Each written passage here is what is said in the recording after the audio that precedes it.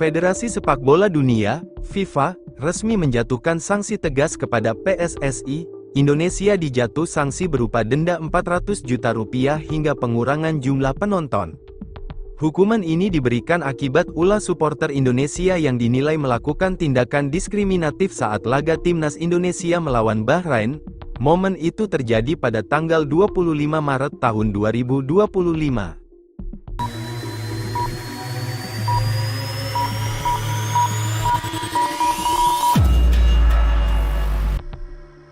Jadi kemarin kita sudah dapat surat dari FIFA tentang referensi FDD 2338 pasal 18 diskriminasi.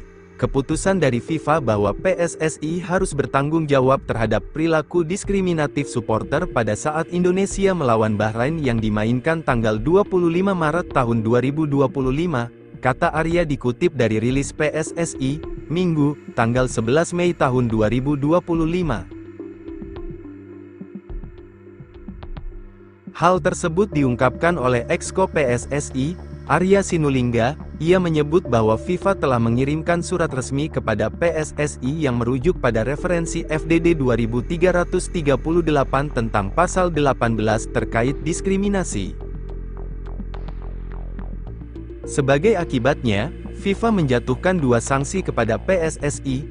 Pertama, denda hampir Rp400 juta. Kedua, pembatasan penonton sebesar 15% dari total kapasitas stadion, terutama di tribun belakang gawang, yaitu tribun utara dan selatan. Akibatnya, yang pertama, PSSI didenda hampir setengah miliar, yakni hampir Rp400 juta lebih. Kemudian yang kedua, PSSI diperintahkan FIFA untuk memainkan pertandingan berikutnya dengan jumlah penonton terbatas, dengan menutup sekitar 15% kursi tersedia. Ini terutama di tribun di belakang gawang, artinya yang di utara dan selatan. Kita harus memberikan plan kepada FIFA soal rencana tempat duduk 10 hari sebelum pertandingan, ucap Arya. Menurut laporan sistem monitoring FIFA, supporter Indonesia paling aktif di tribun utara dan selatan. Insiden diskriminasi terjadi pada menit ke-80 di sektor 19, di mana sekira 200 supporter tuan rumah terdengar meneriakkan slogan xenofobia yang dinilai melanggar prinsip kesetaraan FIFA. Berdasarkan laporan tersebut, FIFA menyatakan bahwa supporter Indonesia paling aktif di tribun utara dan selatan. Peristiwa insiden terjadi di sektor 19 pada menit ke-80. Sekira 200 supporter tuan rumah meneriakkan slogan xenofobia, Bahrain bla bla bla, jelas Arya. Tentu saja ini merupakan kerugian bagi JIZS, sebab supporter Indonesia adalah kekuatan utama bagi timnas. Kehadiran mereka di stadion memberi semangat luar biasa, dengan sorakan dan nyanyian yang memotivasi pemain. Meskipun ada sanksi FIFA yang membatasi jumlah penonton, dukungan supporter tetap penting untuk memompa semangat para pemain, baik di stadion maupun secara digital. Atmosfer pertandingan tentu akan berkurang, namun semangat supporter harus tetap mengalir untuk mendukung perjuangan Garuda di kualifikasi Piala Dunia 2026, anggota Komite Eksekutif, Exco, PSSI Arya Sinulinga mengatakan hukuman FIFA untuk Indonesia terkait insiden diskriminatif di laga melawan Bahrain merupakan hal yang berat untuk diterima. Ini adalah hal yang berat yang kita terima, karena FIFA itu memiliki prinsip kesetaraan, kemanusiaan, saling menghargai dan menghormati, ujar Arya dalam keterangan resmi Minggu, 11/5. Akan tetapi, FIFA memberikan opsi lain. Kursi-kursi yang ditutup itu masih boleh diisi, asalkan diberikan kepada komunitas khusus, seperti kelompok anti-diskriminasi, pelajar, perempuan, atau keluarga. Namun, mereka harus membawa spanduk bertema anti-diskriminasi. FIFA juga meminta PSSI menyusun rencana tempat duduk secara detail dan mengirimkannya 10 hari sebelum laga. Selain itu, PSSI diminta membuat rencana komprehensif untuk melawan tindakan diskriminasi di sepak bola nasional. Ini adalah hal berat bagi kita. FIFA punya prinsip kesetaraan, kemanusiaan, dan saling menghargai. Tidak boleh ada hate speech, ujaran kebencian, rasisme, atau xenofobia. Kita harus tanggung bersama-sama dan mulai melakukan edukasi serta literasi. tutur Arya menegaskan. Di sisi lain, kerugian Bang Jay dan kawan-kawan yaitu pembatasan supporter membatasi semangat timnas. Laga Indonesia vs China tetap digelar di Indonesia. Arya Sinulinga mengatakan Indonesia masih dapat menggelar laga kandang menjamu China pada tanggal 5 Juni tahun 2025.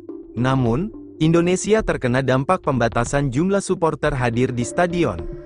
PSSI diperintahkan FIFA untuk memainkan pertandingan berikutnya dengan jumlah penonton terbatas, ujar Arya. Pertandingan krusial menanti timnas Indonesia saat menjamu timnas Cina. Duel panas ini merupakan bagian dari matchday ke-9 pada putaran ketiga kualifikasi Piala Dunia 2026 zona Asia, yang akan digelar di jantung sepak bola nasional yaitu Stadion Utama Gelora Bung Karno, Jakarta. Laga ini bukan sekedar pertandingan biasa, ini adalah pertaruhan besar yang bisa menentukan nasib Indonesia menuju panggung megah Piala Dunia 2026. Skuad Garuda masih menyimpan asa untuk lolos, baik secara langsung maupun melalui jalur panjang babak keempat hingga playoff antar konfederasi. Saat ini Indonesia menempati peringkat keempat grup C dengan koleksi 9 poin. Di atasnya Arab Saudi duduk di posisi ketiga dengan 10 poin. Dan Australia bertengger di urutan kedua dengan 13 poin. Posisi ini masih bisa berubah dan disitulah harapan Indonesia bertumpu. Untuk menjaga peluang tetap hidup, Indonesia harus menaklukkan China. Namun bukan hanya itu, kita juga berharap Jepang mampu mengalahkan Australia di laga lain. Serta pertandingan Bahrain versus Arab Saudi berakhir imbang. Jika semua skenario ini terjadi bersamaan, maka Indonesia akan merangkak naik ke posisi 3 dengan 12 poin. Sebuah dorongan besar sebelum menghadapi laga pamungkas melawan Jepang. Memahami betapa vitalnya pertandingan ini, PSSI telah merancang pemusatan latihan atau training camp khusus bagi para pemain timnas. Apalagi sebagian besar punggawa Garuda baru saja menyelesaikan musim kompetisi bersama klub masing-masing di akhir Mei. Dengan waktu yang lebih longgar, para pemain dijadwalkan bisa lebih awal bergabung ke kamp latihan. Pelatih kepala Patrick Kluivert pun punya ruang yang cukup untuk mematangkan strategi dan menyusun komposisi terbaik demi menghadapi laga penentu ini. Jangan lewatkan pertandingannya dan dukung terus perjuangan timnas Indonesia yang dijadwalkan pada Kamis tanggal 5 Juni tahun 2025 pukul 20.45 WIB. Saksikan live di RCTI dan mari kita doakan Garuda terbang tinggi dan bisa lolos menuju Piala Dunia 2026.